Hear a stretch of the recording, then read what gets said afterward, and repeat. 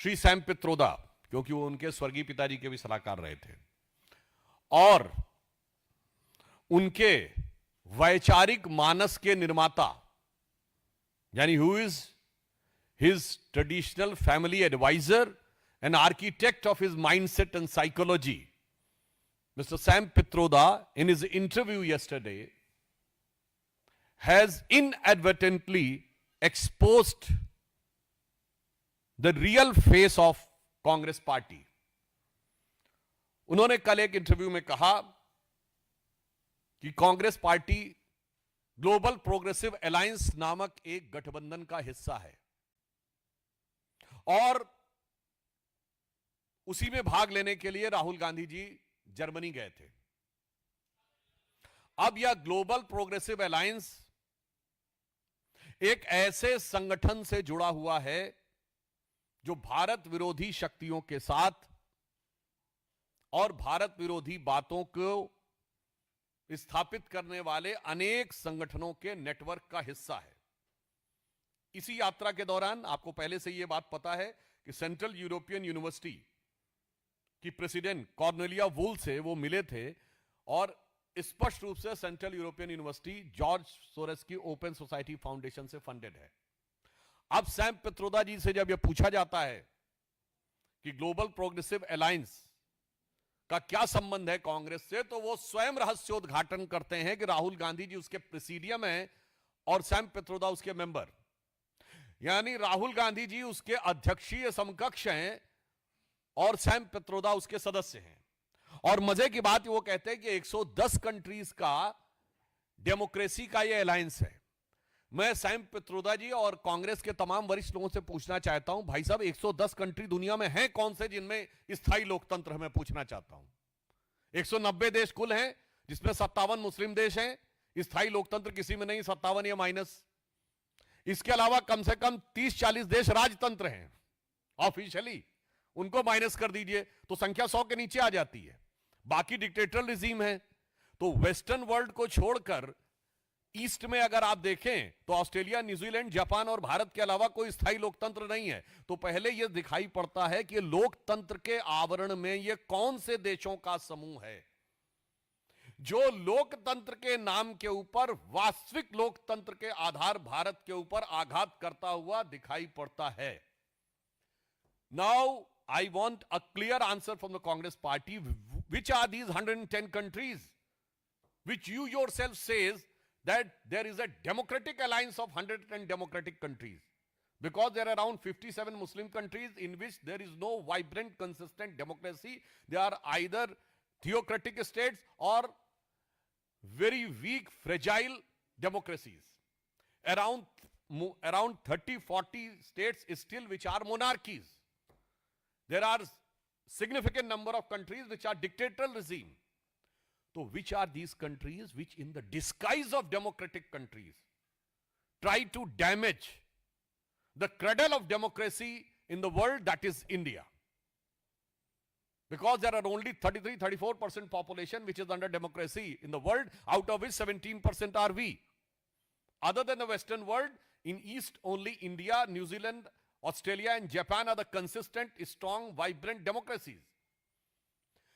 So when it was asked, it has been exposed that Congress is officially there having position in that global alliance which tried to malign and mar the reputation and democracy in India. उसके बाद उनसे सवाल पूछा जाता है कि George Soros के साथ जुड़े लोगों के साथ वो उठते बैठते हैं तो क्या कहते हैं, मुझे कोई फर्क नहीं पड़ता। इंग्लिश में उन्होंने कहा वी डोंट केयर।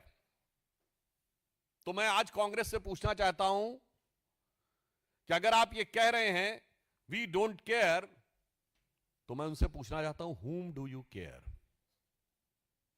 फिर मैं कह रहा हूं, आपने कहा मुझे किसकी परवाह नहीं, तो आज हम कांग्रेस से पूछना चाहते हैं आपको किसकी परवाह है, जो बाध्य करता है कि आप संसद के सत्र के दौरान जाते हैं, वहां पर किसकी परवाह है, किसका दबाव है और किसके हुक्म का पालन करने के लिए आप विदेश जाते हैं? चलते संसद सत्र के दौरान और भारत विरोधी शक्तियों के साथ मंच साझा करते हैं। इससे एक बात बहुत स्पष्ट हो गई है कि कांग्रेस पार्टी अब सैम पित्रोदा के यह कहने के बाद मैं कांग्रेस पार्टी से पूछना चाहता हूं, भारतीय जनता पार्टी कांग्रेस पार्टी से पूछना चाहती है, क्या आप भारत विरोधी वैश्विक दुरभिसंधि के सदस्य बन गए हैं?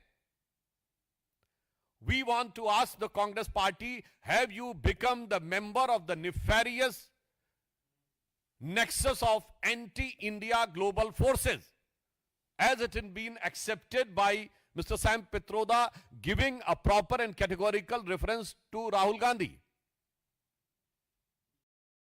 और अब ऐसा प्रतीत होता है कि भारत विरोधी इस वैश्विक दुरभिसंधि के राहुल गांधी जी भारतीय राजनीति में स्थायी प्रवक्ता हो गए हैं।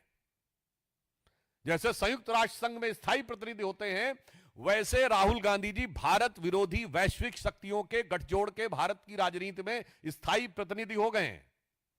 It seems if Congress doesn't reply categorically, then it can be inferred that Rahul Gandhi has become the permanent representative of anti-India global nefarious nexus to malign and mar the democratic process of India.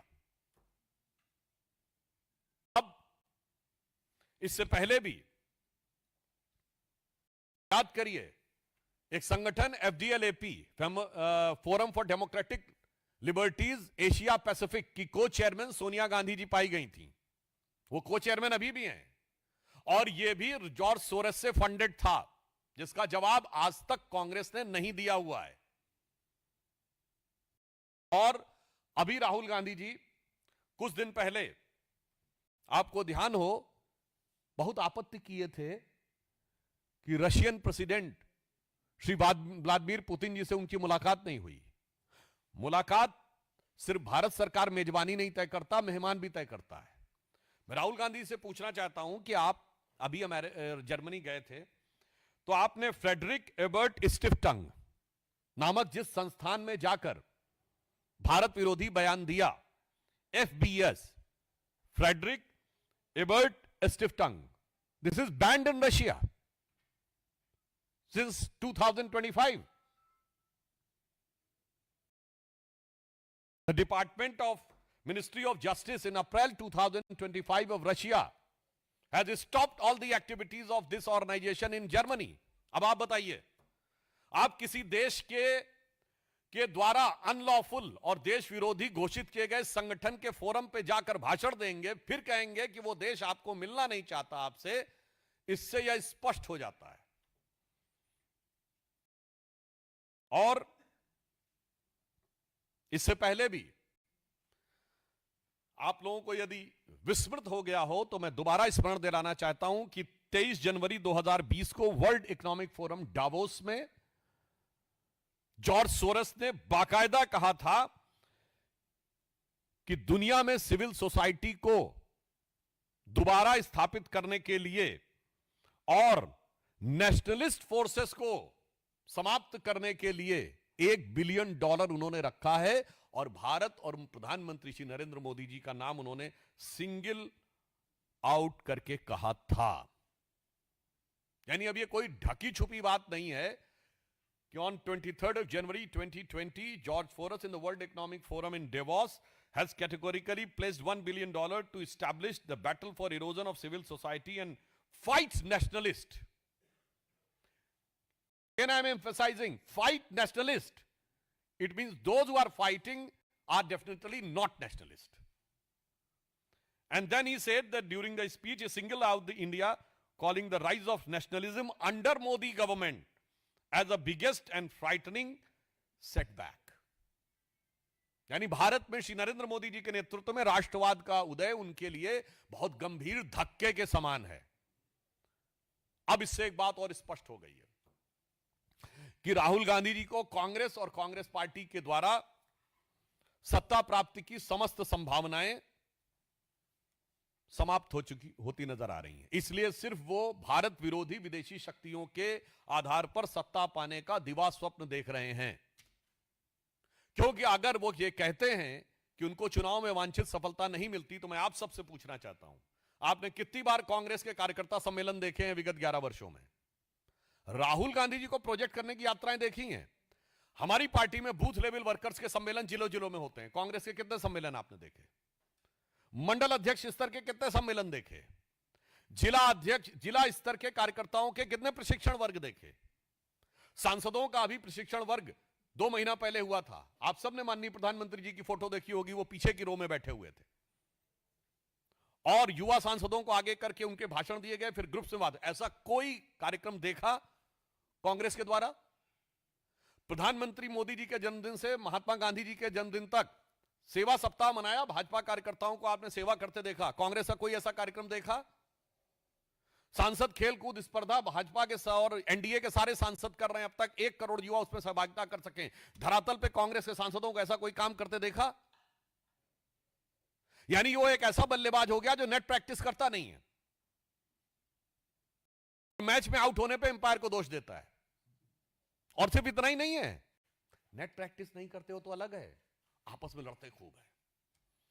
Congress जहां जहां सत्ता में है, हम विपक्ष में थे तो हमने मॉडल दिया था।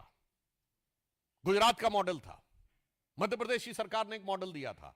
जब यूपी में हमारी क्लियर मेजॉरिटी की सरकार आई 90 के दशक में, वहां हमने एक मॉडल दिया था।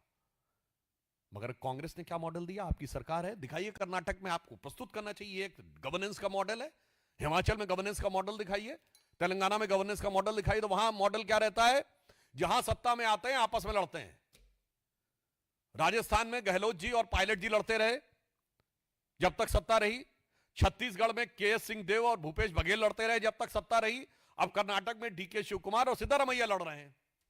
यानी ये ऐसे खिलाड़ी हैं जो नेट प्रैक्टिस करते नहीं हो, दोनों बैट्समैन एक दूसरे से लड़ते हैं और रन आउट होने पे अंपायर को दोष देते हैं, और फिर स्टेडियम के बाहर किसी से कोशिश करते हैं कि किसी तरीके से मैनेज करके हारे हुए मैच को जीता साबित कर दिया जाए। मुझे लगता है कि भारत के लोकतंत्र के लिए एक बहुत गंभीर और खतरनाक सवाल पैदा करता है। इसलिए हम आज कांग्रेस पार्टी से पूछना चाहते हैं कि आपने जो ग्लोबल प्रोग्रेसिव अलायंस में राहुल गांधी जी के प्रेसिडियम होने और सैम पित्रोदा के सदस्य होने का रहस्योद्घाटन किया है, इस संगठन की भारत विरोधी शक्तियों के साथ जो संधि है उसमें कांग्रेस का क्या रोल है? और इसीलिए मैं विनम्रता से पूछना चाहता हूं, राहुल गांधी जी ने भारत की प्रतिद्वंदी देशों की बहुत बार तारीफ की है। उन्होंने कहा चाइना जो है बेरोजगारी से निकल आया है। चाइना में बेरोजगारी का डाटा अगर इस समय देखें 17% है, भारत में 5% है। चाइना ने पिछले महीने रियल एस्टेट सेक्टर का डाटा देना बंद कर दिया है, सेल्स का। मगर आज तक उन्होंने भारत के समर्थन में एक भी बयान नहीं दिया। चलिए ठीक है, आप विदेश जाते हैं, यूएस कांग्रेस में इंडिया कॉकस भी है, यानी भारत के समर्थक सांसदों का समूह। कितनी बार आप उनसे मिले? कितने चेयरमैन से मिले हैं आप उनके?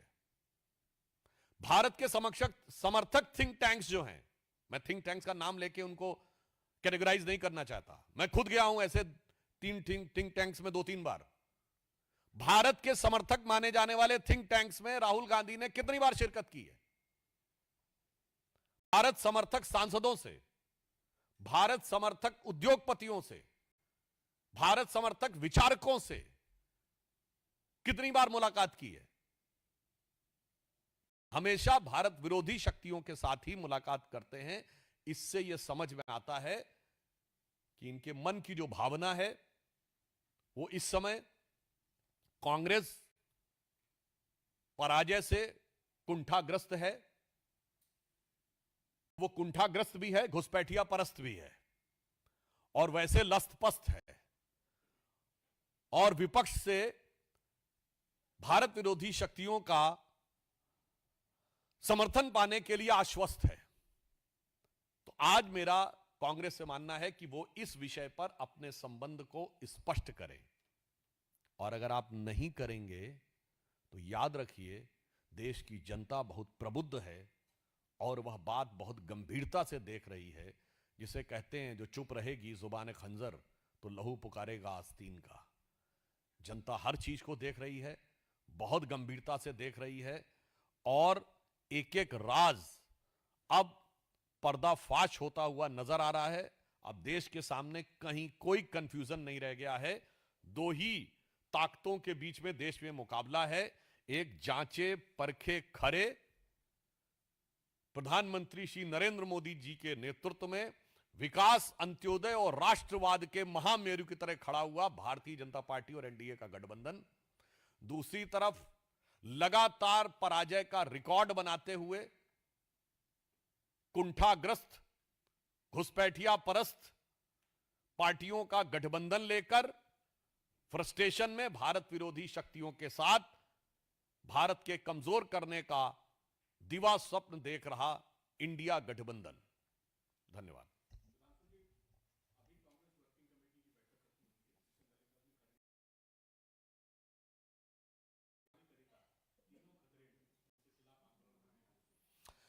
देखिए, तर्क सलाहकार इस विषय में श्री सैम पित्रोदा, क्योंकि वो उनके स्वर्गीय पिताजी के भी सलाहकार रहे थे, और